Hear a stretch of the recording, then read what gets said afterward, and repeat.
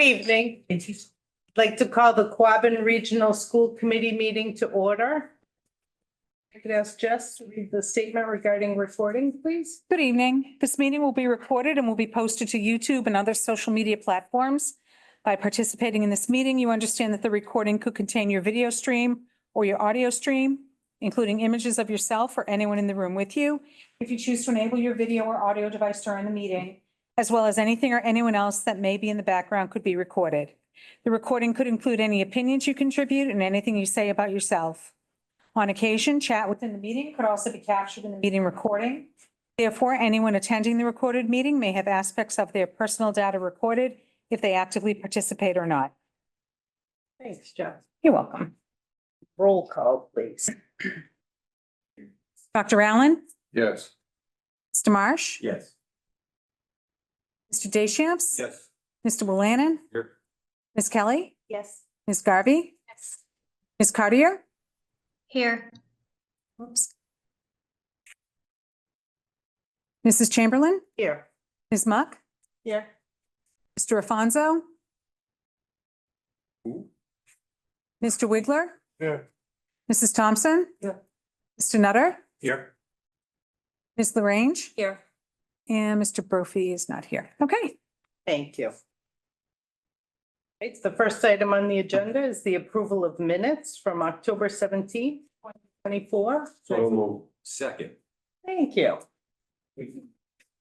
Everybody has them in their drive or their place. Is any additions, deletions, corrections, comments?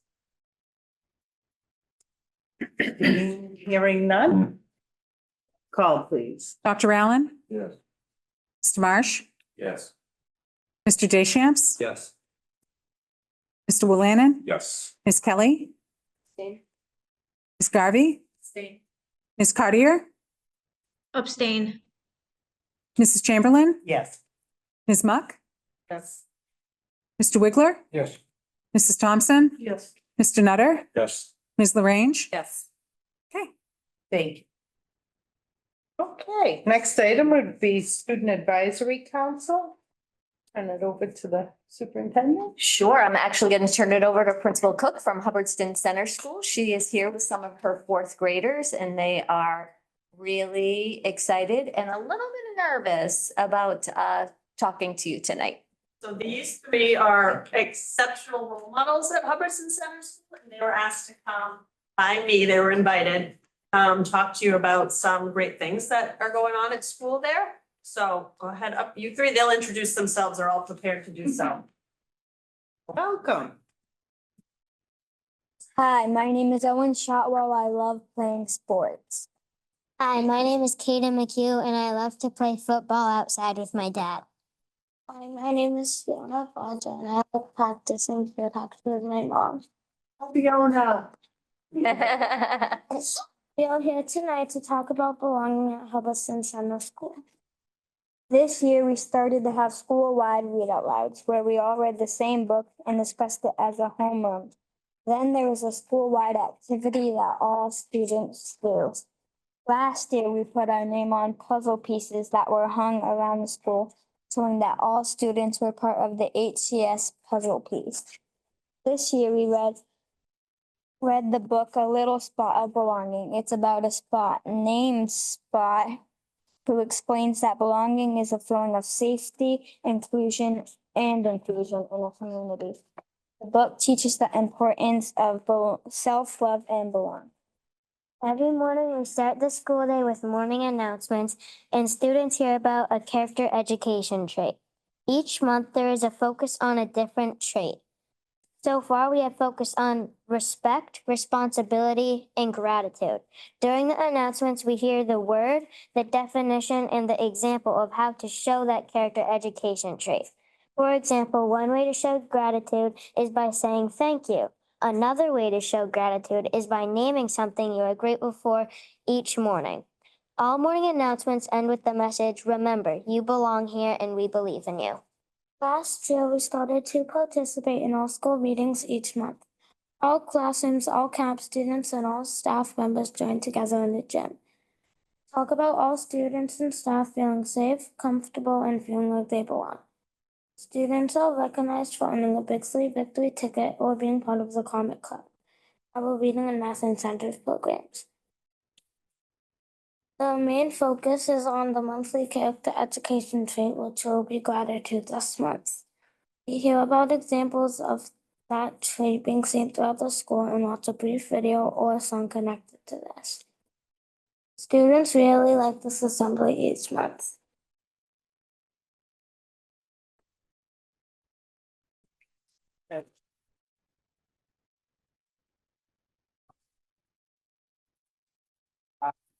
Great job. Do we have any questions?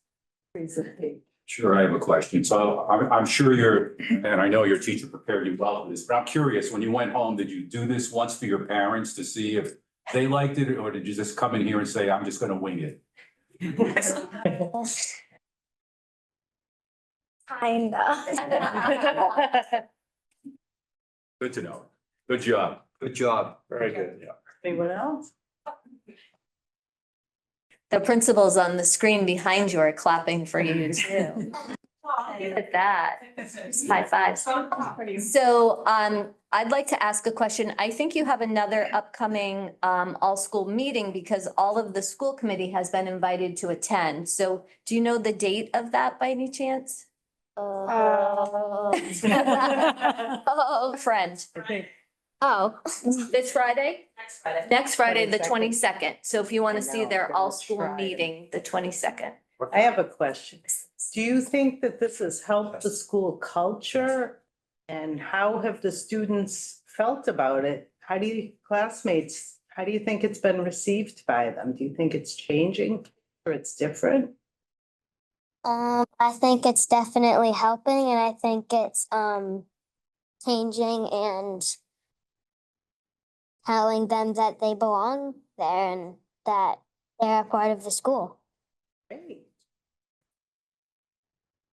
Anyone else have any comments? Yoda, you look like you want to say something. No, no thoughts. Okay, no worries, no worries. What's your favorite trait that you've learned so far? Respect. Yeah, probably respect because everyone needs to be respected. Yeah, respect. That's great. Really proud of you guys for coming here tonight. Thanks. Appreciate you sharing with us. Do Ruby and Ella have any questions? I don't know. I think you guys did a great job. Thank you. Tell you guys weren't doing it. Yeah, it's tough. Great, thank you. Thank you very for much. coming. Thanks, Karen.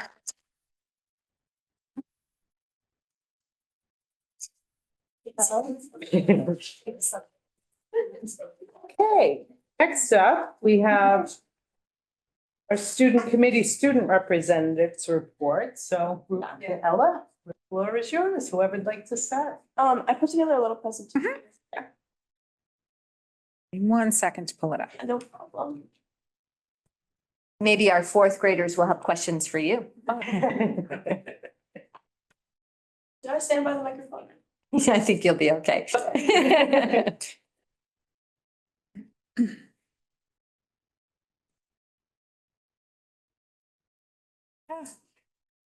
Okay, there you go, Ruby. Okay, so I just wanted to give you guys basically a little update of the senior class and what we've been working on this fall. So we had our annual senior fall bazaar this past October, and it's basically our class fundraiser that we have every year. We had it last year and this year we're hoping that the following classes keep continuing it and following it up. So the class officers during the summer through the fall, we would get together, we'd have meetings about every week, every other week. And sometimes we would go out to local businesses and we would ask for sponsorships to help us pay for the costs. Like we had food, we had a face painter there. And we needed money for materials and things. So this was our flyer and these are just some local sponsorships that we had from throughout the community. We got different sponsorships from money to gift cards to even materials and volunteer services and everything. And I just have some photos of what went on. So this was our little craft table we had. We had pumpkin painting and we had coloring sheets. This is a student volunteer. And in the back, you can kind of even see we had a little soccer station. So on the back fields and the field hockey fields, we had youth soccer games going on. So that's kind of how we got the kids to be aware of it and come in. So we would have people standing in the parking lot being like, go down to our fall bazaar, have some fun, like go get your face painted and whatever. So it was really great for the kids to go out and do that. I just have 2 more pictures on that.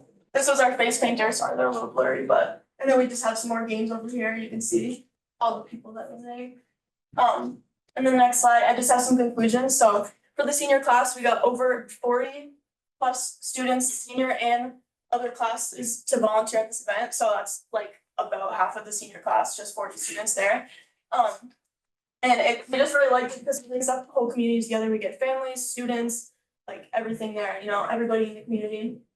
It was a great fundraiser and we made a really good profit off of it. And we're still deciding what we're gonna do with all this money. We have, you know, prom funds, class trips, everything we want to plan for senior year, but we have a good base off of this, so, yeah. Any questions? Any questions? Okay, I just wanted to say that having the youth soccer games there is absolutely genius because so like my brother, he was on the youth soccer teams, and so obviously like we were there, and you know, once he's there, he's like, oh, I wanna go do this and that. Absolutely genius. I think it was a great fundraiser. Exactly, and we even had like free popcorn vouchers that we would go around to the field and we would hand out, so then they had to go and get the free popcorn. Oh, Yeah, good marketing. yeah. Any other questions? Ruby, I think your class restarted this. It had been a Quabbin tradition and you restarted it. Do you have plans like to hope that the junior class picks it up next year, or? Yeah, so my class advisor, Mr. Nozick, actually, he used to have it when he was a senior here. So that's kind of what made us pick it up again. And we even invited the juniors to come help and like volunteer. So they saw how we ran it and they came to a few of our meetings and everything, hoping that they're gonna carry it on. And I hope they do, but we'll see if they do.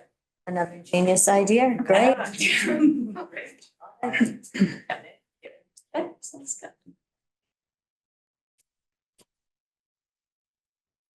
Sure. Yes. So I don't know if Ella's gonna speak, but I guess I'm going back. I think there is a correction for the minutes because Ella's not listed. She was the last. Not here last meeting. I was here that. She was. Yep. Yep. I'm sorry, I missed you. Good. I'll fix the minutes. We need to re-vote then, or just make, I don't think we so. all agree to that, right? We all know Ella was here. Okay. Thank you. I remember her being here. I don't have anything to add today. All right, great. Okay.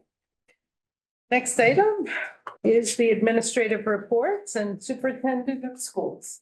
So in your packet, you have our report, and I got a little carried away with photos this month, so I apologize. But as we told you before, we're just going to sort of highlight some of the important takeaways.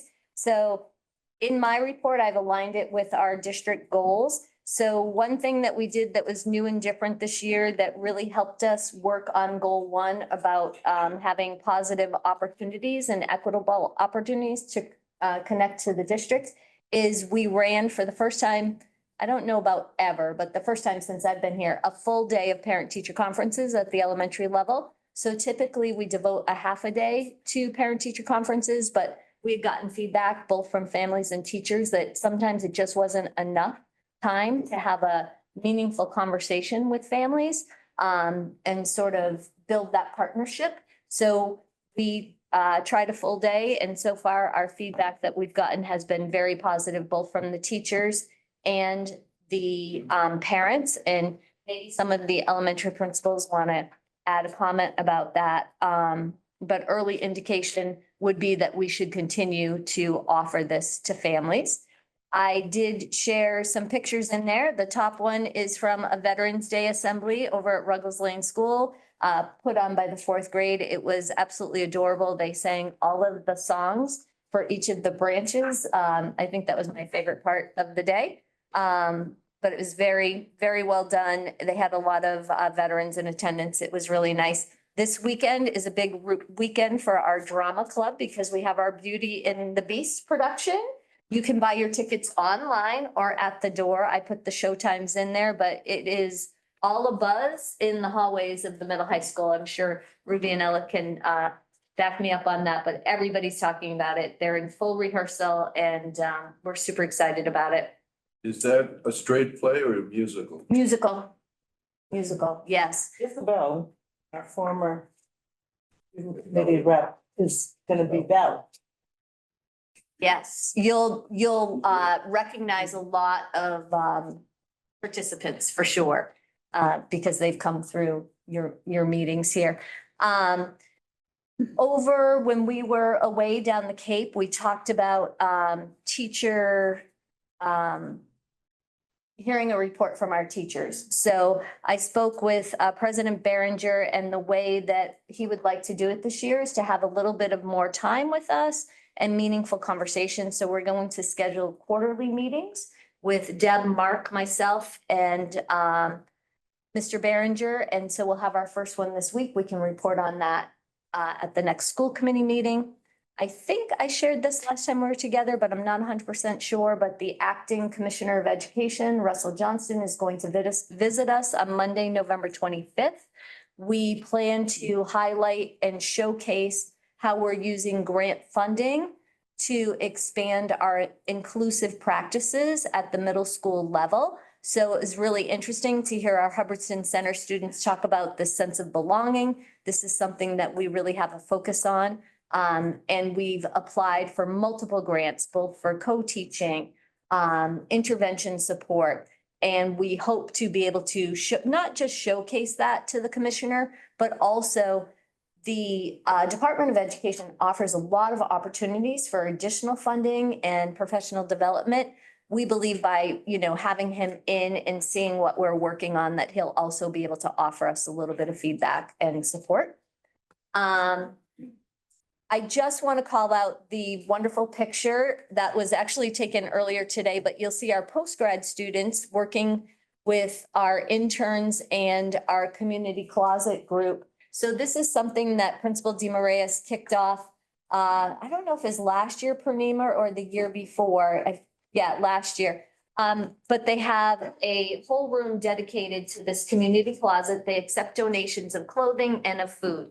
And Director Jill Langlois was talking to the post-grad teacher about, how can we find some internal opportunities for our post-grads to be more involved in things like fashion and sneakers. So we have some post-grad students who are really interested in being sneaker designers and different things like that. So we thought maybe partnering around the community closet and having two locations, one out of New Braintree, and the other out of the middle high school, because the middle high school, it is in really high demand. People are visiting it all the time. And so we thought it would be great to expand that. So that's a photo. They just received a donation today from, I believe it was the Lions Club. And Purnima will give me a thumbs up or a thumbs down if I'm wrong. Thumbs up, okay. So we're excited about that. Also, we met and I shared with you courses that had students of 14 or less. You remember that? And then I was sort of tasked with looking at semester 2 to see if we could do something to increase enrollment. Those numbers are in your packet as well. I'm happy to report that the numbers have changed. We're trending in a more positive direction, getting some of those courses with higher enrollment numbers, and the guidance department feels like that will continue to happen as they begin to close out semester 1. The other photo is of our trip to the MASS conference. And the last photos are really pictures of what is happening on a day-to-day basis in our schools. The first one is from Early Learning Center. We have a partnership with Mock where they're actually holding play groups in each of our preschool locations. They held the first one in Hubbardston at Principal Cook's School. Parents reached out to me right away and said, can we please continue this? This was so great. It's an opportunity for families who maybe are unfamiliar with the school because these are their, oldest children at that point. It's a great way to get them in the door to become familiar with all of our locations and sort of ease that transition and make those connections early. I really had to showcase the second photo. I'm sure you look at it and think, I don't even see a kid's face, you know what I mean? But this is what's so important about it. So this was a second grade writing sample. I was randomly walking around classrooms. And when you may not know this about me, but the principals will probably back this up. But when I walk around classrooms and I look at writing, I pay really close attention to spelling patterns and different things because it's super insightful about students as readers and their level of literacy. So for years, when I would walk around classrooms, you know, I'd be very busy and intrigued, right, by trying to figure out why students are spelling the way they're doing. And we're in our third year of implementation of a new literacy curriculum. And I just have to say that the writing that is on this page, not only is it neat, of course, but more importantly, it is proficient in its spelling and in its content. And I am so incredibly proud of our principals, our teachers, and our students for undertaking this work because it is really, really hard. It's very complex. We are continuing to work on writing. I'm sure Shelley will say more about that. We've, you know, third year with our program, we know we have more work to do with writing because there's also that piece around topic development and writing longer pieces. But if this is any indication of what our students are going to bring up to middle and high school, I know that Principal DeMarias is going to be like, yay, thank you. Because, you know, we've had some room to grow there. So I had to share that photo. The other one below is from middle school. And I just can't tell you how much fun it is for me to visit classrooms. But I went into a 7th grade literacy classroom and it was in between when grades were closing and they were going to be posted up. And this teacher offered, and I wish I could remember, she will be disappointed in me. It was really an enrichment project for kids, but she had like a term for it, right? And so basically she gave them a theme and it was around fires, believe it or not. And they could research all of these different mill fires and different things like that. Because you remember, of course, we're very dry right now, right? And so then the students could offer up a presentation and they talked to one another about the differences historically and what was happening during the times of the fire. And it was just an activity where they had so much choice in what they were doing. But the product was just incredible and it was so fun and the kids were so attentive to one another. It was awesome and they get to earn extra credit points, you know, to help kind of boost their grade. But it was really fabulous. So I share that with you. And I think that Shelley's section is next. Does anyone have any questions for me? Sorry, I got a little carried away.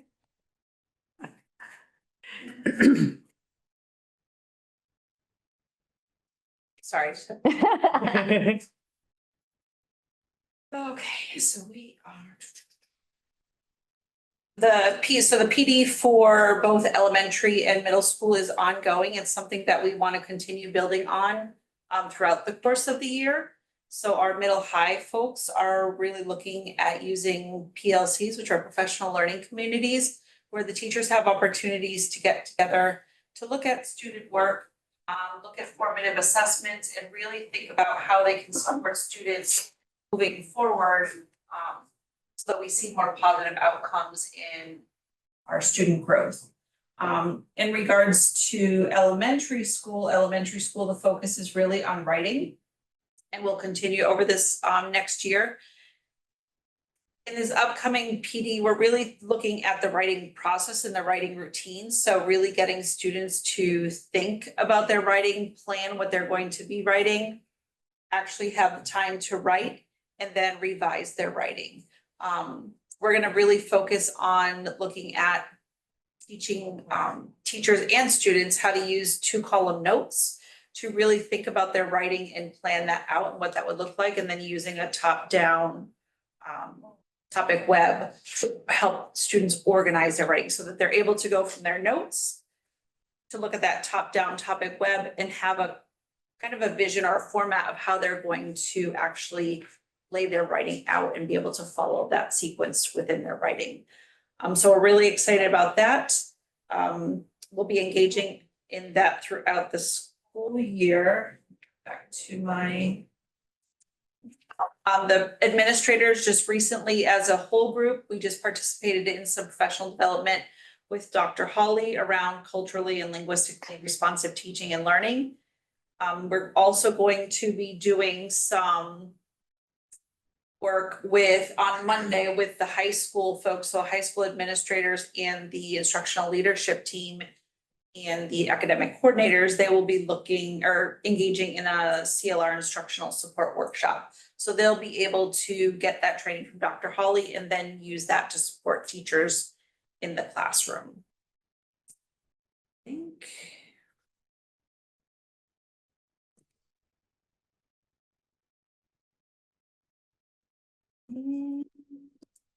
Any questions for Shelley?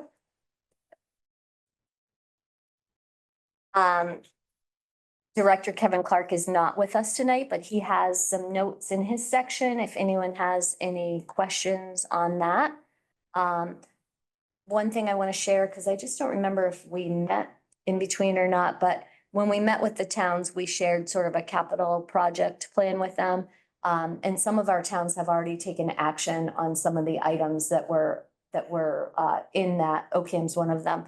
So we just really want to thank them for really paying attention to that, jumping on it and really prioritizing that for us. So Director Walsh is here.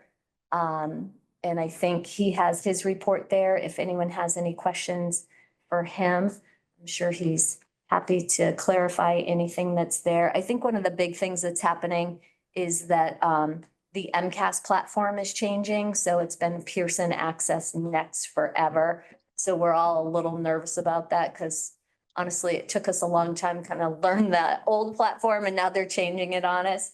But any questions for Andrew?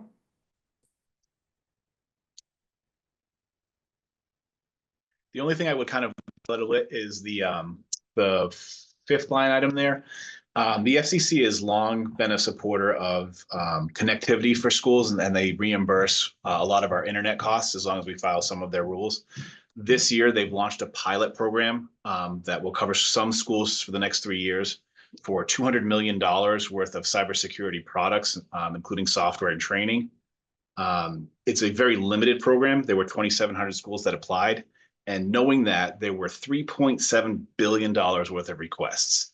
So that is a huge need right now for schools that we're not able to fill because it's such a cost. So I'm hoping that if this program is successful, they'll expand that and fulfill a lot of the needs that we're not currently meeting.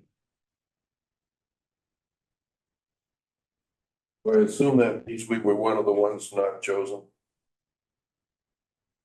We don't know. The window to apply closed on November 1st. So right now they're going through all 2,700 applications and they're trying to pick representative schools from across the country. So I don't think we'll know probably until the end of December. My fingers are crossed, but I'm not super hopeful.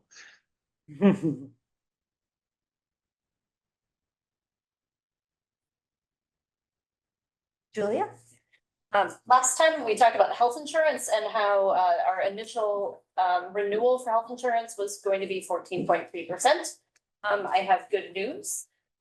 Through some creative thinking, we pulled together our insurance broker and our insurance advisory committee and have come up with a solution that has allowed us to renew our insurance with a 2.2% increase for both staff and the district. It involves putting essentially all of our employees on a high deductible plan and then using the savings from that plan to buy supplementary insurance to basically cover folks to get the same coverage they had before. So it's a new approach for us and we have a new partner that we're working with, but it's allowed me to sleep at night in terms of the budgetary impact. So that's good news. The second item on there is assessment calculations. We had talked when we met with ours about looking at what a 3-year rolling average might do for assessments, and you asked me to crunch some numbers. In your packet, again, I apologize, there's a paper with lots of tiny numbers on it, it's the world I live in. But this shows what the impact to just the operational assessments would be. So keep in mind that typically for debt and those projects, we lock enrollment at the year when the debt was assessed. So instead of sort of muddying the waters with that, I limited to just that. So for a big takeaway is that for most communities, doing that has a minimal impact. So if you look at the, I don't know if the copies in your packets are in color, but if they are, green means an increase in your assessment, red means a decrease in your assessment. And for most communities, that change is under $20,000. And so at least for these couple of years that we've looked at, that not a huge impact from doing that, but obviously something that we can consider moving forward. Well, back to Lauren's. Go ahead. Just one question on the insurance. Have, you know, of other school districts that have taken this approach, and is it It's, something new going on, or? it's really similar to what we did with the HRA, right, where we funded people's deductible. So it's the same kind of idea. We're just sort of using that to provide a wraparound so that we can have, because the higher your deductible is, the smaller your premiums are. And so we take the cost savings between that higher deductible plan and use that to buy the supplementary insurance, which was less than what Blue Cross Blue Shield was offering. So we did talk to a couple of other clients. They do have a couple of other public sector clients that are doing this because this is kind of a new approach. But they had a lot of corporate clients that had been doing it. On a high deductible. Yep. So let's say I have that in, you know, whatever illness I have, et cetera. So the secondary insurance kicks in. Yep. If we get a large number of people who need to have the secondary insurance kicked in, is that problematic if we want to do this again next year or the year after? Because we may be hitting the supplemental a lot harder than maybe other people. So their actuarial teams are pretty good about estimating those sorts of things, and we've gone with a conservative number. We've sort of overfunded our liability just for cases like that. And obviously after the first year, they'll look at it, but based on the numbers they've run, I feel pretty confident. And also the other thing that we have in our back pocket is that in this year's budget, we budgeted for a 4.65% increase, with this only being a 2.2% increase. We have some flexibility in the budget if their actuaries weren't accurate and if have sort of a higher demand on that, we have funds available for it. Okay, cool. Yep. It was very well received by our faculty, so we were happy about that. And I think Julie and her team, they pulled the insurance advisory committee together and they worked with them. So they worked through a lot of questions prior to the presentation. That was really helpful.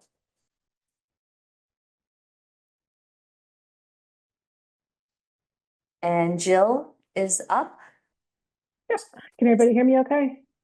We sure can. Yeah. All right, perfect. So as we're kind of getting into like budget season, I've decided to kind of highlight some data that maybe kind of gets overlooked when we consider what the needs are. I meet with the special education teachers pretty frequently, and I've kind of put out there, what are your asks? And the ask can't be more bodies. So like in the absence of new bodies, like what do you guys think would be helpful in helping you do your jobs and you know, be the most efficient that you can be? And one of the things that it's pretty equal across all of the buildings is the number of evaluations that they have to complete. So I just put some numbers down as far as like, you know, just to highlight that, you know, we are doing a lot of evaluations every year.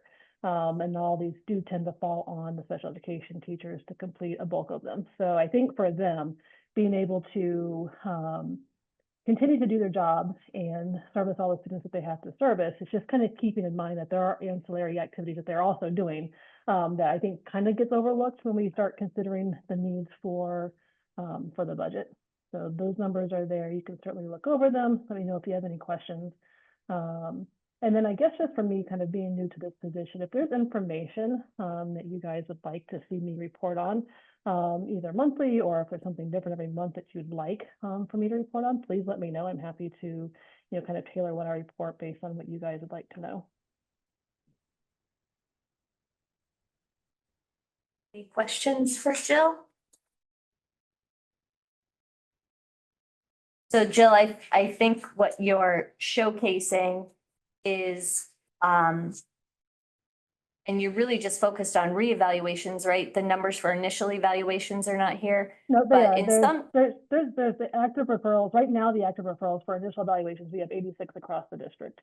Oh, okay, I So see. that is in there. That does not include the ones that have been completed to date. So we've had 2 months of school. So in that 2 months, we've probably already had 15 or so would be my guess. So this is kind of like from this point on, how many active referrals we currently have.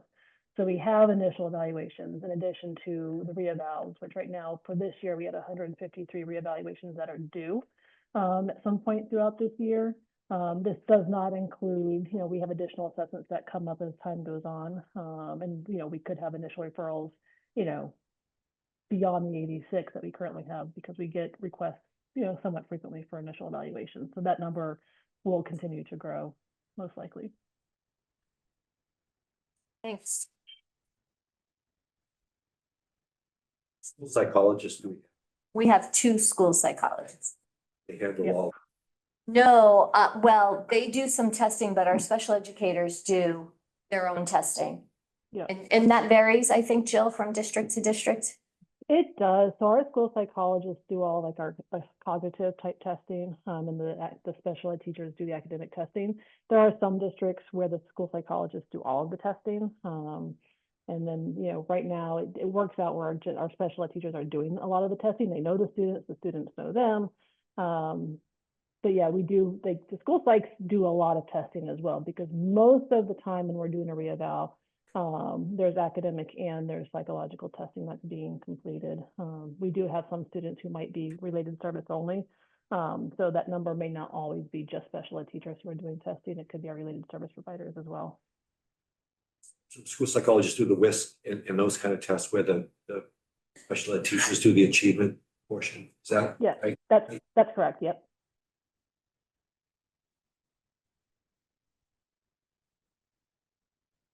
Other questions? And then the last part, you cannot miss, this is like, where's Waldo, but where's Ruby? Did everybody find Ruby's picture in the end of the Mr. Myville's report? But you will see that Ruby was honored at the MIAA Sportsmanship Summit as one of our seniors. So congratulations, Ruby. Super exciting. And we've had a really great fall season. Yeah. So much fun.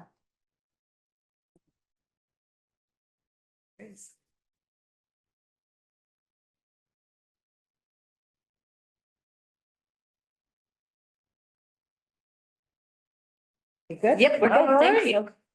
Thank you. News. Okay, school business manager, presentation of warrants, please.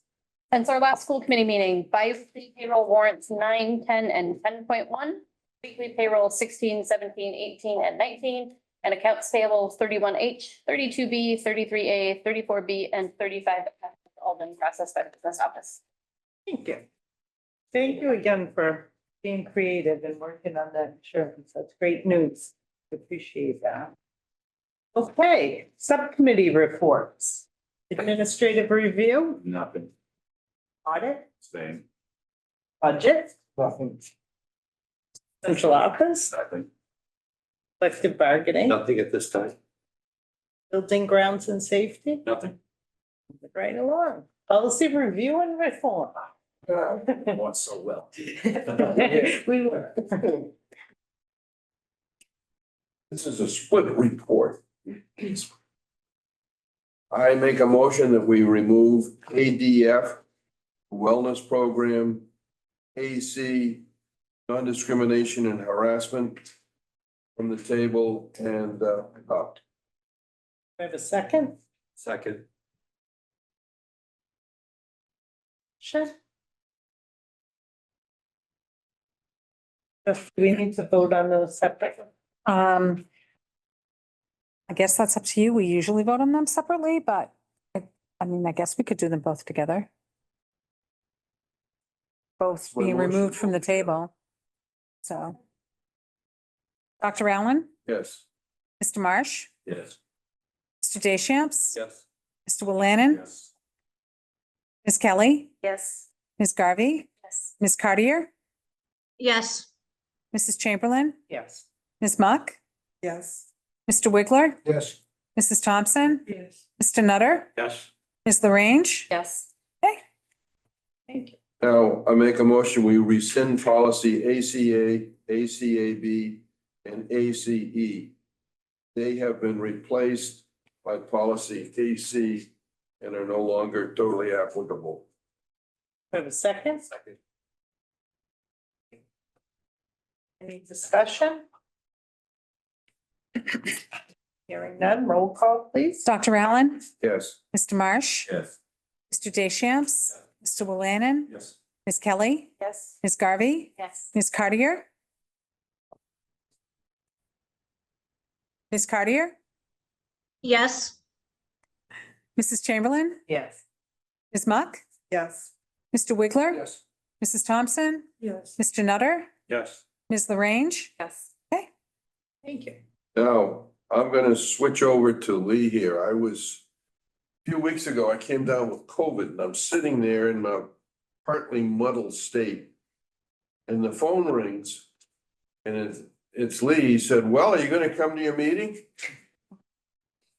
Oh, I said it politely. he was very polite about it. Would you like us to carry on? Yes, please. So the last two items are from the last meeting and Lee and that crew were kind enough to carry on, probably please without me and turn it over. We missed you. We're going to take a vote that we missed you, but we did. Okay, so in your packet, you'll have, so the first thing we'll approach is the naming issue. So you have the second draft, which we talked about last month. And then you have a third draft. And so I will make a motion and hopefully it's seconded and then we'll discuss, kind of what went on during our meeting. So I make a motion that what is shown as the third draft dated 11/14/2024 in your packet or on your computer be voted in as the naming policy for the Quabbin Regional School District. Is there a second? Second. Right, so we started the meeting at the second draft, and we looked it over, and there were a couple, and you'll see they're in red. There were just a couple word changes that we were looking at initially. Then one issue came up with the first issue when we talked about setting aside designating an area in the middle high school campus we had in Paren, Dorado. And then a question was brought up saying, okay, well, if we vote this in and we're speaking, pointing just towards an area, if the commit, not the school committee, but the superintendent's committee wanted to take another approach, that we have to revisit this if it didn't include setting aside a certain area in the Quabbin, in the middle high school area. So there was a lot of discussion in that on that issue. And so we added the in red or an alternative approach as we went along. So we went along there, and then there was some discussion saying, do we really want to hand this off to the superintendent for her to form a committee or committees who, I don't want to say in all probability, but possibly going through the same issues we're going through here that have been ongoing for a year. And we sort of weren't feeling too good about that.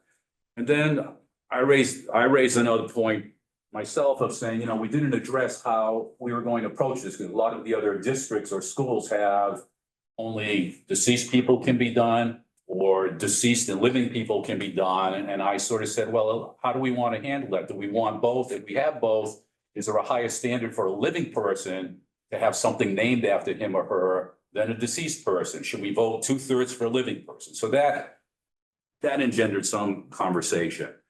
And then as we went along, once again, I think the whole point we got into was this whole equity issue. On one hand, if you're involved in athletics or we're doing sort of a sports thing, it's much easier to play around with a football field or a baseball field or a soccer field where you can put some sort of plaques or this or that, but how about the non-athletes? How do you really equitably get them involved in some sort of naming if that's the case? And we had some discussion on that. And then finally, not finally, but I guess as we talked about this, I think all of us kind of came to our conclusion that, we really don't want to do this. I mean, that's essentially what it came to. We're having difficulty equitably finding a way that will be good across, all aspects of the district. And especially if you're getting into the fields or the buildings, et cetera, because once again, and I think we discussed this before, putting a name on something just negates everybody else and, within that area, if you're doing just one specific naming for one specific area. And so pretty much we decided that, okay, well, if none of us at the meeting felt like we wanted to name anything, then let's go forward with this. So essentially what this third naming policy is that we're not going to name buildings or fields, that we're not going to put anything on the lap of the superintendent. We'll keep the names of, sort of like in the second, we'll keep the names of whatever's named right now and go forward with that. And then a number or bullet there. This policy in no way impedes any current or future recognitions within a QRSD, because essentially for the last probably as many years as Nick has been on, that's what we do. We do recognitions. I mean, you walk into all those neat banners up there. They're recognitions of teams that have accomplished something, whether it's a mid-watch championship, whether it's a state championship. That's what we do in the school. I know I think it's a trophy case for the theater or music people. Yeah, and it's a trophy case. And that's the way they do it. It's a recognition. These trophies are recognitions. And so I think our feeling is that the word recognition encompasses pretty much what we've been doing now, or not now, but for the last 50 years or so, without going to a whole thing and saying, let's name something, let's specifically name something. And that just doesn't even get into the whole bushes of, what if there's a competition for naming? What if two groups want to name? There's a whole bunch of other stuff we could go through. And I think we went through some of that. Now, because the second draft was in play or is in play because, this group said, well, let's go forward with the second draft and see what we can get with it. That's why it's included here. So I guess our point of view, the subcommittee's point of view is we want to go with a naming policy that is no naming, and have a vote on it. But if there are people here that think or say that, gee, we'd rather be able to name stuff, the second draft is still in play. And so that's what I'm saying. And maybe other subcommittee members want to kick in if they want, or anybody else. You girls, you look like you were chomping at the bit to chime in. No, I think that's good. I think that when you introduce naming things, you get a lot of like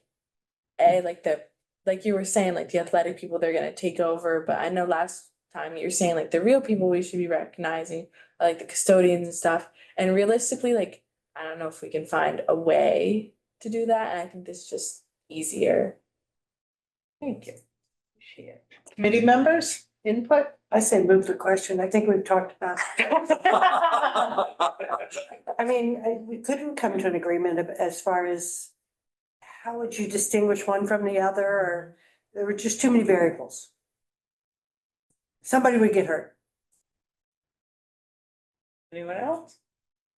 I think Lee really summarized the meeting very well and captured all of our discussions from that meeting. And what we concluded at that time was, because of all these reasons, we have really taken this for a year now. We have worked on this in several committees. We've brought it back to the full committee. And ultimately what ends up happening is we conclude the meetings with, maybe we shouldn't just name anything at all. So I really feel like it makes perfect sense for what we're trying to achieve, that to keep it equitable. If the superintendent feels like she wants to, create some new recognition program at some point, maybe electronically on a website, the options are there. But we only have so many buildings and so much space to put things, so I really believe that this would be a good option. The only thing I would add is there will be people out there that won't be happy with this vote if it occurs, but that's fact of life. Okay, any further discussion? Are we gonna vote on this now? So, no, you said the second draft? Oh, the third The draft. third draft, Okay. Date is That's what I the 11/14. Yeah, no, four. the no naming policy. Do we have to put this on the table for 30 days? Yes. Okay, Well, it's not for 30 days. It's until our next meeting. okay, that's right, sorry. Dr. Allen, Yes. Mr. Marsh, Yes. Mr. Deschamps, Yes. Mr. Willannon, Yes. Ms. Kelly, Yes. Ms. Garvey, Yes. Ms. Cartier, Yes. Mrs. Chamberlain, Yes. Ms. Mock, Yes. Mr. Wiggler, Yes. Mrs. Thompson, We're voting to put it on the table, right? correct. Yes. Mr. Nutter Yes. and Ms. LaRange. Yes. Hey, And the second thing we covered was MCAS numbers and scores, et cetera, and I'll turn that over to Shelley or the superintendent. Sure. So some of the things that we highlighted in regards to our MCAS scores, we had some really nice celebrations. Most of our schools made significant progress towards our goals. We do have some work that we still want to do, but 3 of our schools received 4 out of 4 points for chronic absenteeism. That is something that they give us towards our accountability in regards to how we compare to how they rank our schools. We've been doing quite a bit of work on trying to reduce our chronic absenteeism across the district at all levels. We have a lot of things in place. Some of those things include reaching out to parents, setting up plans for some of those students. We have a district social worker, some of our counselors that also reach out to parents and students. They really talk about the importance of coming to school every day. So we are making some gains in that area. The high school received all of their points for advanced coursework, so that's really nice to see that we continue in that direction. The 6th grade at the middle school, their ELA growth was 55%, which is really nice. We really look to have students' growth fall between 40 to 60%. And that would really kind of tell us that they're on target to make growth in their academics and on MCAS. Hardwick and Hubbardston had achievement for each grade level in each content area that was higher than the state. Hubbardston Center School, their 4th grade math growth was actually 80%, which was huge. Hardwick's math growth was 70%, which is about that 60% level. OCAM, their achievement in grade 3 for math and ELA was higher than the state. And Ruggles' achievement in grade 5 for science was also higher than the state. So we do have some work that we still want to do. We do have some things that are in place currently. We changed our grading and schedule. We had some grading and scheduling changes for the middle and high school. So that will help with increased continuity, build relationships with students, and build their students' confidence. We have our implementation of Back on Track for students in middle school and high school. And we've seen some really nice data coming out of that over the first quarter. So we're seeing a reduction in the number of students that are receiving a flat 50 in their classes, which means that they are completing more of their work. The number of assignments that have been completed within the Back on Track room was In the hundreds. so high. I think last time it was like 150 something. It's even more than that. It's probably even more now. So they've worked really hard. I really want to applaud the teachers that have been working along with the students and reaching out to the classroom teachers to get those assignments and really helping the students and supporting them in getting those assignments completed, because they would be assignments that they would probably receive a 0 or not get credit for if they weren't handed it. So they've been working really hard on that. We have intervention in both the elementary and middle schools that are happening right now. So we really look at student data. We determine goals for the students, and we're really targeting instruction around those goals so we can help close some of those gaps. We have individual coaches and intervention specialists in each of our elementary schools and the middle school, and we're really focusing on student data. And then within the high school level, we're focusing on the PLCs, as I mentioned, in our professional development sessions throughout the year. So it's another opportunity to look at student data and student growth to kind of help us boost the academics for all of our students. Dr. Al? Yeah, two points. It seems to me historically, and including now, Hubbardston has been the top performing school in our district. And I think kudos should be passed on to the principal and the teachers, and so forth in Hubbardston. Good job, guys. And the second point is with this stupid new ruling about MCAS doesn't count anymore. My assumption is the quality of the data will deteriorate significantly. And I'm wondering what if you have any comment or any opinion or anything. In regards to the fact that it doesn't count anymore? Yes. I think it's a difficult position. I can see both sides of the coin. The one thing I would say about that is we're still going to be doing MCAS in schools. That's what I know that, but I said, I think the quality of the data will deteriorate significantly.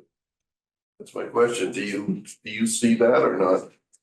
I'm not sure yet. I think we're still going to be looking at that data and really pushing students to really try their best on MCAS because it does give us a good measure as to how we're performing in regards to other students in the state. So we always want to be the best, right? And we want to push our students to be able to achieve. So I think that's the kind of direction that we would go in. Could it deteriorate? I think there may be some students that might say, well, it doesn't count. I don't have to put forth a great deal of effort, but that's not something that is just here in Quabbin. I think that would be something that we would see across the state. Oh, I think it would Would be continue. much more so in a Lawrence or a Chicopee or a Boston or a Fall River than it would be here. But even still. If I can just take a second to clarify. So I know Shelley shared some of the data rather quickly, but I just want to call out that we had many, many celebrations in all of our schools. And I don't have all the data in front of me, but I want to caution us about thinking one sort of school is outperforming the others. I think we have pockets of amazing celebration in all of our schools. And our goal is always to look at what's happening in those other buildings to see, what we're doing differently. Or, it's also the data we use when we're thinking about staffing and different things like that. So I know, there's a lot of really, each school has significant celebrations. So I just want to call that out. The other thing I just want to mention is that I did attend a meeting with the commissioner. It's actually hidden in my little report here, but while we're on the topic of MCAS, he also is really communicating in a strong way about some things that he's going to make changes to this year that I just want to bring to your attention because I think it's important. But one of them is we have several teachers and so do a lot of schools across the Commonwealth that are on emergency licensure. He is going to fade emergency licenses out. And that was something that they did during COVID times. It's been really difficult to hire certain working groups. But he has a plan for moving people towards certification rather than granting the emergency licenses as we have. The other thing I want to mention is last year, and I mentioned this because it could impact our accountability data for next year. But last year, you remember, we ran some credit recovery courses, and those, if students attended the sessions for certain durations of time, we could put into the state to basically recover their attendance. So if they came to a Saturday session, they earned 1 day of attendance in school. And so the state actually changed their attendance records. They will not do that again this year. They said if we want to run credit recovery programs, we can certainly do that for credit recovery, but they will not, the quality of the programs that people implemented across the state were too inconsistent. They won't be doing that again. And Ruby and Ella, brace yourself for this one because it's big. Ruby, not as much for you. But the commissioner has a real focus on student learning time. And it used to be that, you know, we might come to June and if we had something odd happen, we lost power and we canceled school, it would be like, you don't have to make that up. The acting commissioner is saying you must make up all of your days really throughout the year. If you've reached your 5 days and you're at that point where perhaps your bargaining agreement doesn't allow for more, you can call and request a waiver, but they're really holding tight that if we miss a day due to anything, weather, strikes, you know, tornadoes, things like that, that we must find ways to make those days up. So I put that forward. We all need to hope for really good winter weather this year, so we don't miss too many days, but it's very different. He has a very different approach than the last commissioner we had. So I share that with you, but get interesting. Yeah. Is this guy gonna survive and be appointed? Do we have any feeling on that or? So yeah, I'm actually glad you asked that. They were running focus groups last weekend. I was really disappointed because I think they mentioned it when we were down the Cape, but it was the first time I had heard it and the focus group was like on Saturday in Worcester. So they are running some focus groups on him. I can tell you my personal experience with him outside of him being commissioner. He's a very, very smart, articulate man. I think he is very student focused. I actually was telling the middle high school team that when he comes to visit, we're not going to do a dog and pony show because he knows what authentic teaching and learning looks like. And he's going to know in 5 second flat if we're just, you know, kind of performing for him. So I have a tremendous amount of respect for him. I'm eager to see what happens. I'll just point out that many years ago, when we had the ice storm. Yes. We lost a number of days of school. We weren't allowed, and I think we requested some sort of waiver and we weren't given one. And then what was it, 2 or 3 years later, when something tumultuous happened in the Boston area and those children lost a number of days in school, Shazam, they found a way that they didn't have to make this up. So once again, when we speak of equity, I'll be curious to see if there is equity. Yeah, and he was also really clear that, you know, you're making up a day for a day. So we do have half days but they're really full days, right? Because teachers work the other half of the day. But he's basically saying, you know, if you get to that 5 and you're at the end of the year and you want to give a half day for one of those days you miss, that's not on the table either. Anyone else? So sorry, Ruby, but you'll be sure.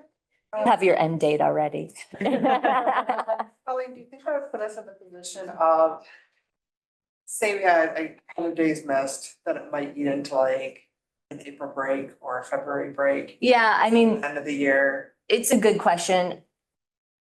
My philosophy is maybe if we talk about it now, it won't happen. So let's talk about it now. You know, this year could be challenging for us because we do have a long break over Christmas. And so we don't have too many days. Once we're at our 5 days, there are only sort of 3 additional days before July 1. And by contract, we can't go past July 1. So you know, means we'd have to use 8 days, which we haven't done in a long, long time. But if we had one of those ice storms or something like that, it could be a real possibility. We wouldn't be alone in that, though, would be my guess. But now that we talked about it, it's not going to happen. We'll see. Anyone else? Okay. That's it, right? Yep. Awesome. All right, student services? Technology. All right, we met tonight for the first time since the beginning of the school year, and we just discussed how the school year has started. It was a little rough at the start because when we switched to the new ISP, we have two providers in this district and they didn't play well in the sandbox. So our old provider kind of held us together until everything got back together. And part of the budgetary process last year was consolidation of some of the software that we use. And that had a little bit of an adjustment period as well for the teachers. And then we looked at, we all got this in our email, the projected technology capital expenditure for 5 years. And there's a lot of information in there and I'm not going over it, but it's well done. And if you have any questions, you can. That was not emailed to everyone. That was just for your subcommittee. So I'm happy to share it out. It was in a group email for the hold on. I'm gonna prove Jess wrong. I'm sure it'll be easy to do. Where is it?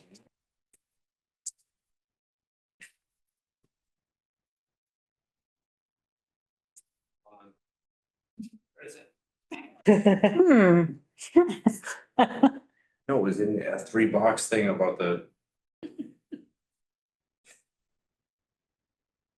collaborative meeting. Is it towns? Yeah. Oh, probably what's in okay. there. All right. But I don't believe, did we email that to all the committee members? It's probably in the drive. I don't have. The notes are in the drive. Okay, well, maybe you could share I'll make it sure that we again. share it. I will share that out. Great. Do you want me to do it? Is Or that, I can share it.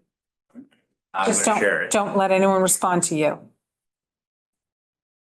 Don't everybody respond to me. All right, any questions for Dave? I have a question, yeah. No. Dave, did you guys talk about the phishing tests and how many phishing tests are failing or anything like that? Yes, and that is gonna be run again, right? Yeah, so, is Andrew still Andrew's here. on? Yeah, we did, as part of the, there's a grant that runs through the state. We were able to get into it 2 years ago, that carried over into June. We were not able to get into it for the last full year, but we are signing up for it again to start again in January this coming year. One of the things they did was they did phishing tests every month.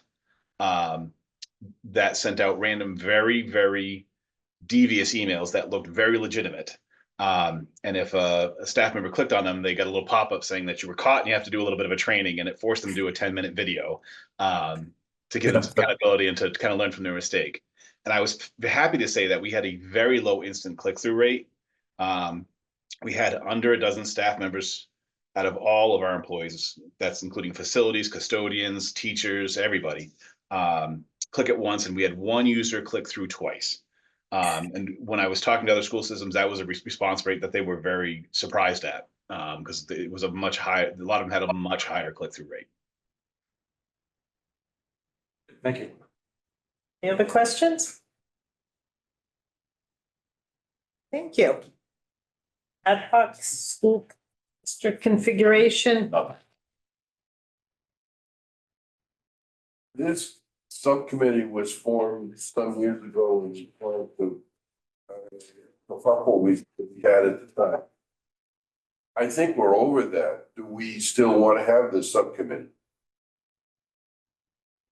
I was thinking this subcommittee, the ad hoc would address leases.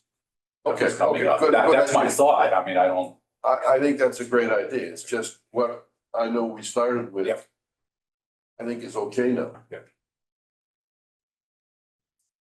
Let it be then for now. Could it be? No, Well, you're ad hoc. We'll leave it on the list.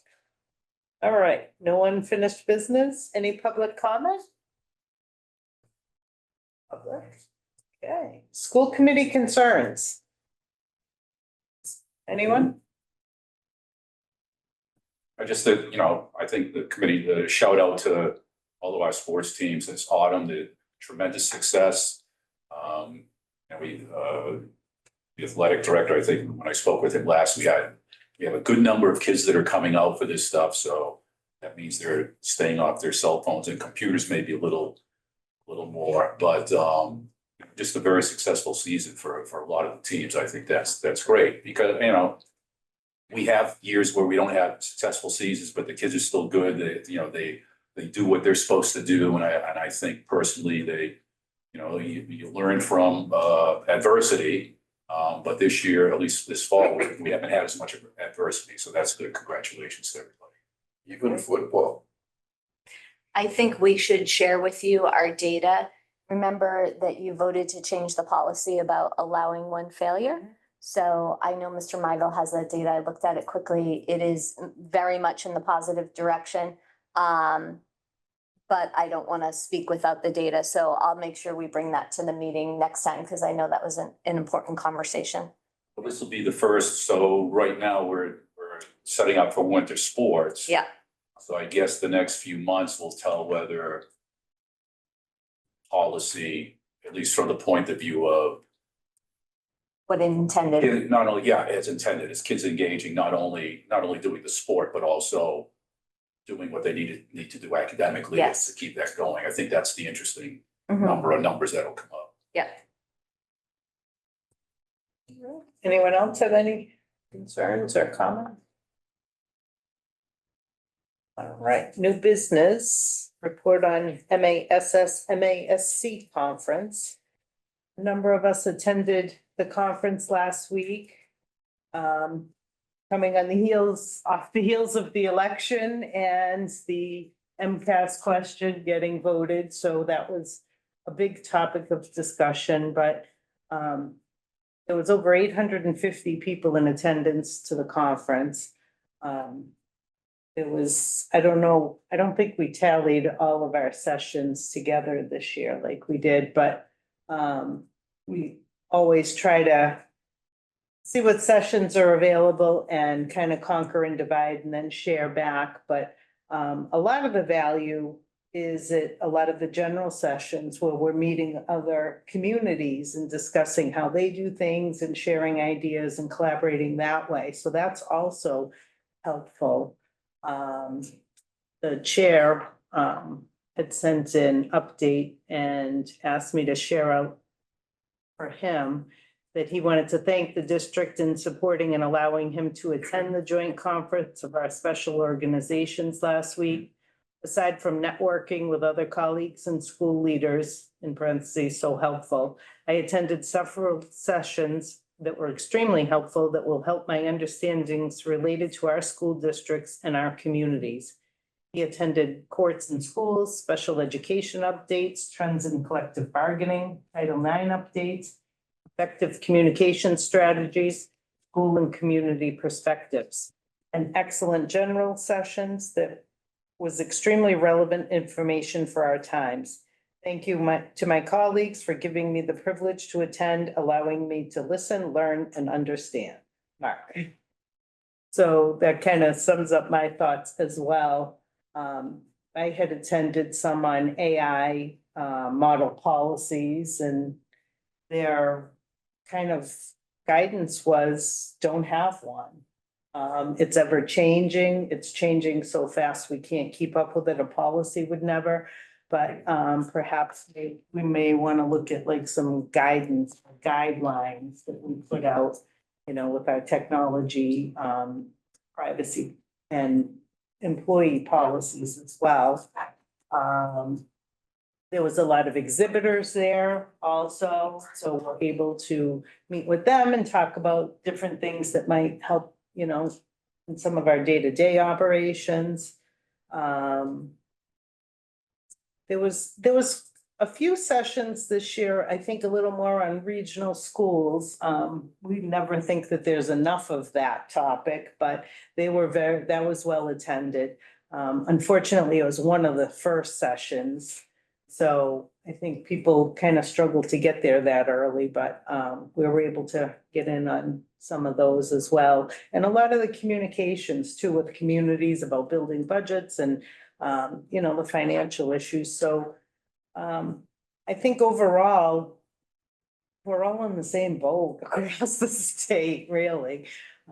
So I thank, the committee members as well for attending. I think we've all learned a lot, and we'll use this throughout our work in our subcommittees and full committee meetings. So anyone else want to share? Yeah, this same boat. I won't say it astounds me. Maybe it horrifies me. But most of these issues that come up as if, oh, this is a new problem, we have considered, we have dealt with, we have successfully, in almost all cases, worked with that. And our little rural district, which clearly we are, is doing better than almost all of the districts across the state on almost any topic that rears its ugly head. So I thought there were a few that were pretty good briefly. So Deb and I think Walter and I don't remember everybody that was in, but we went on one. I always call it the branding district, the branding seminar where we sell our district to everybody out there. And one aspect I saw I really liked and Deb took pictures of was when they go to town meetings. They had done this really slick page of the finances, and it wasn't like, okay, here's a page, read all this, there are 20 bullets of what the school is doing, etc. Color coded, there were a couple triangles and circles. It really just grabbed you as you looked at it. Not so much the information. I mean, the information was financial, but I thought just a really nice way to give it to people to kind of simplify stuff. Maybe if they're going into the town meeting and saying, okay, whether you say, here's how much we're spending and, you give a pie and say, okay, this part of the pie is for all of the salaries for everybody that's in the district. This part of the pie is our busing costs, our utilities costs, blah, blah, blah. And I just thought, so we kept it and I thought that was something to look at. And maybe, the budget subcommittee might want to look at it and say, hey, maybe this is a good idea. So as we get to the point of going to town meetings, we would be able to hand this out and package to everybody in town. The other thing was they have you took a picture, right, of a road show essentially. Right. And so have some school committee members go out to different places. I mean, almost every town has a farmer's market or this or that, something going on. And I thought, we could set something up, set up a tent, and we all got, and I want to say, was it the, I don't know which group but we got all those handouts of a Quabbin, a Big Q, scent. Air freshener that you can put in your car. Yeah, And I forgot who did it. that was last year's token. But to me, that would be something if the kids, did that, something like that, and maybe we have a couple students either and just have something at a farmer's market and hand that out. The other thing would be, there's almost always, the senior centers. We could go, a couple committee members could go once a month and just say, let's have breakfast with your school committee representatives. And so just stuff, there were some really good ideas on that. So that was one thing. The other was, and I won't talk a lot about it because it's very confusing, is the new Title IX. And we went through a lot of slides and just a lot of issues that could come up. It's different than what the original Title IX is. It enhances it. So you still have the original. They didn't make changes to that, but there was a lot of enhancements.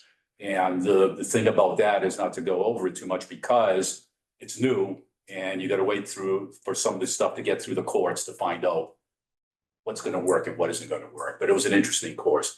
And the one I found interesting, and sometimes you look at these and say, I want to go to this one or that one. I don't know if anybody else went into this one, and just talking technology was a seminar on cyber attacks. And what they pretty much went through, they went through phishing, definition of phishing, and then what spear phishing is. And they went into, I didn't bring my notes. I want to say it was the town of Needham. And so the way I understand it, a principal or superintendent had left this town and gone to another school. Somehow an email came from that principal or superintendent, I forgot which, to the Needham school. And then essentially the email went out and was sort of like the Needham school superintendent to the teachers saying, oh, I need your response on whatever it was. And apparently a number of people responded. And so when the administrative staff came in the next day, nothing was working. Everything went down.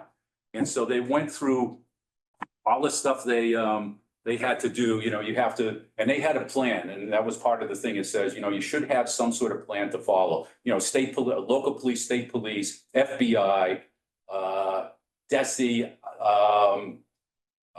who else? Homeland. Who? Homeland Security. Yes, Homeland Security, right. And so the women went through a lot of the steps they took and who was responsive and who wasn't really so responsive. And they weren't happy with DESE in the beginning because they were all saying, well, do you have a plan? And a woman say, yeah, part of the plan is calling you to find out, what your advice is. And so, and so they got the ransom. It was $1 million ransom. And of course, maybe the ransom people don't know is we or any district can't pay a ransom because by state law, you can't use state money, to pay a ransom. So unless, the school committee wanted to chip in, 100,000 each or something like that. So you can't pay the ransom. And so their big deal was they had the insurances they had. There was an insurance and there was like a supplemental insurance, et cetera. And the companies were very particular as to pulling out that policy, and saying, okay, did you do this? Did you do that? Did you do this? Both attack and even post-attack. And the presenters said you have to be very specific to these companies. And the secondary insurance, I guess, is what they were happy the way it kicked in. So they turned out that even if you have it, it doesn't cover everything. You're still gonna have to pay stuff. So they issued, obviously, the $1 million ransom. The district ended up paying $350,000 to get everything back online. I guess the insurance covered it. But they said it took quite a while and everything was out, totally everything. And then they went through legal ramifications. I mean, if some stuff gets out there, the biggest part that would be the biggest worry is student information, whether it's ID numbers, home addresses, telephone numbers, whatever, whatever the school has on the students, that's a big deal. And of course, teachers and administrators, other people too, but the students are the big concern. If something happens, then, you could be talking about a lawsuit there too. So, I mean, it really was well presented and, cautionary tale for school districts. So those were the three I went to. Well, I went to more, but those were the three best. I went to the trends of collective bargaining with Walter and with Mark as well, and that was very good. A lot, and again, to reiterate what Dr. Allen says, a lot of the stuff we're doing it. So that it's good to know that the practices that we're forming here are really up to stuff. I attended two others and they were very interesting to me. One was about libraries and policies around items in the collection that become challenged by a member of the public, a parent, how it's handled. They went through a number of policy steps that would really help shore it up. And I came back and we had a little lounge where most of us, and I was all excited about everything I learned about. And I'm telling Colleen about the whole thing and she said, we do that, we do that. Well. we do that. Only because we just went through it. It's quite fresh in my mind. So I thought, okay, so we're good there. The second one was on gun safety, and I wanted to know how they were going to portray this. It's a program in place in 17 districts throughout the state. And it's incorporated into their health curriculums, and it's about gun safety. And my big question was, how do you take the Second Amendment out of this controversy? And without going into a whole lot of detail, the program that they have in place does. Because very simply, it says whether you're a home with guns, without guns, however you feel about them, illegal guns, this is what your child needs to know to be safe. So they don't care what's going on in terms of who's got what, but they want to make sure that if people have guns in their home, they're secure. And if children are coming from homes where there are no guns, the children need to know what to do or what to say if they're in a home with a gun that's unsecured, and for safety. And it's for safety for everybody, so they don't pass judgment about whatever your feelings are about guns, whatever your feelings are about the Second Amendment. And it was very, very effective. And what was really interesting was one of the panelists was the superintendent of North Adams.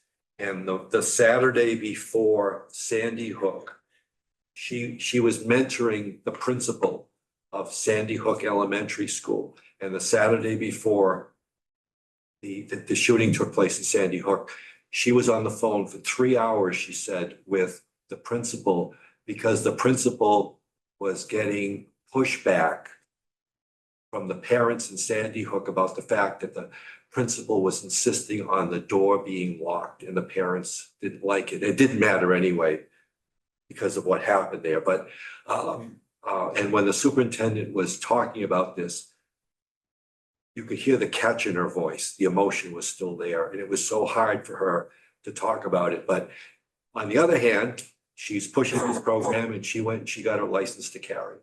So she thought if she was going to talk about this stuff, she wanted to know what she was talking about. A member of the audience who was a firearm instructor and a range trainer was there. He was also a school committee member from Everett or wherever. He was listening for the other side of this, the Second Amendment. And he raved about this at the end publicly, that this was the most effective way to train everyone, children, on gun safety without getting into the politics, the adult politics of it. So I thought that was great. And wouldn't have stayed had it not been for the guilt that the chair put on all of us, because at breakfast that morning, we were talking about maybe scooting out, like around 10 o'clock and get home early. And Mrs. Chamberlain announced at the table that, the district paid for you to be here. So the guilt kicked in, we stayed, and I'm glad I did that. Thank you. I will point out it was his first time, so. Walter, did you? Oh, yeah, obviously I went too. So it was basically around the corner here, of us, and the superintendent, of course. The first one I went to was Todd Stewart, if you know Camp Putnam, he was one of the presenters. He did a great job. It was on strategic problem solving. I have the slides for that if anybody wants them. That was a pretty complex course, and I'm gonna have to look the slides over myself to get a better understanding of that. I went on another one on sense of belonging, and when I saw the Hubbardson kids here, they use that word belonging and help them belonging, and it really brought back that class, because that's one of the big things that was, getting all the kids and to help other kids with belonging, and lunch buddies and things like that. I did a lot of the same things that everybody else did. One of the things that I really liked was we had a presentation by Tim Shriver. I think that was the nighttime on Thursday. That we have dinner, we have a big dinner, and they have a speaker. And he's, of course, Tim Shriver, I think he's the son of Sergeant Shriver, if I'm not mistaken. So he's a Kennedy. He looked like a Kennedy. He talked like a Kennedy. He was very inspiring. It was, basically good solutions on dealing with people with whom we disagreed, and how we can not show contempt. Contempt was the word he seemed to really be key on, and keep the contempt out of it, and he'd probably get along with people. There you go. I've got a couple of those too. He created the dignity index. Yeah. So you can kind of check yourself where you are. We can maybe copy these and share them if you want. Then, so I did the collective bargaining one. It was interesting because, you know, there's always new things with collective bargaining that come up every year or every session, you know, the unions come up with new ideas on how to play the game. So, you know, it kind of helped us be ready for that. That's coming up. So we're going to be doing that. Another one that was good was the, on Friday, the one that some people wanted to go home early on, that we stayed for, was the art of listening with Chris Horan, and that was a good one. I think that was the one where they did the tent, right? Was that the one with the tent? No, I think it was the Chris Horan's the day before. Oh, the day Yeah, before. that one we went to. Anyway, that was a good one. That was and then also on communication. The lunch speaker was the Massachusetts Teacher of the Year. It was really good. You know, he was a really good speaker, and we just enjoyed that a lot. And that was it. Most of us did. Dr. Allen? Yeah, sort of following up on what Lee said about information that we have to present. When I prepare for something like this, I think the key points. What's the state average per pupil? What's our cost per pupil? And where are we in the MCAS or whatever we want to use as a critic? Just, you know, Lee's right, it has to be simple. And when they have a candidates night or something like that, those three pieces of information. And I think if we could have that passed around to all the school committee members, I think, you know, we get buttonholed at the dump or at the coffee shop or whatever. Yeah, I think if we can find those flyers, because the slides, I took pictures of the slides on the TV, and when you zoom in, you can't really read them well. So, but I think if I sent them to Jess. I think we can get the gist. I shared them with Julia. Just and maybe come up with our own Quabbin version. Yes.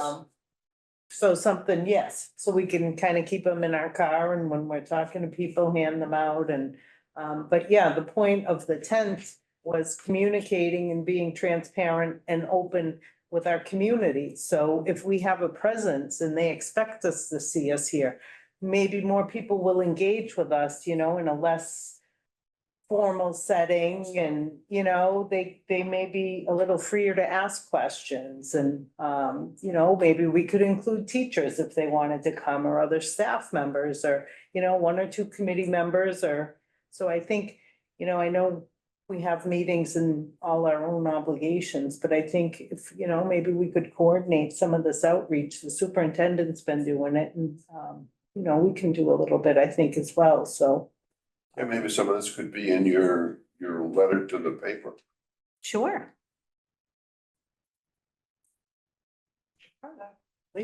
So like one idea that came to my head too, thinking about the school district, we wanted to do outreach, especially like the Hubbardson Fair stuff, like maybe it could be a kid's activity to draw.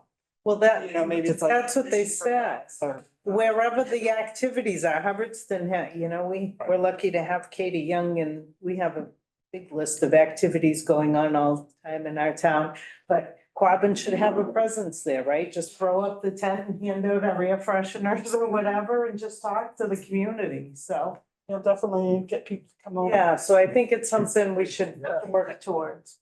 Yeah, there was, the idea was there was a canopy tent, couple tables there. Everybody's got the same T-shirt on, maybe a little in what your role is. And, you know, you're there at the community event, and you answer questions from people at the moment. Try to get somebody from administration to committee, students, and, you know, yeah, I think it's a good way for us to get our message out. Anyone else? Would you like to share? That was covered everything. Okay, Will we adjourn? wait, let's Wait. see, what do we got? No Executive request for executive session? Do we have a second? Sure. Meeting adjourned.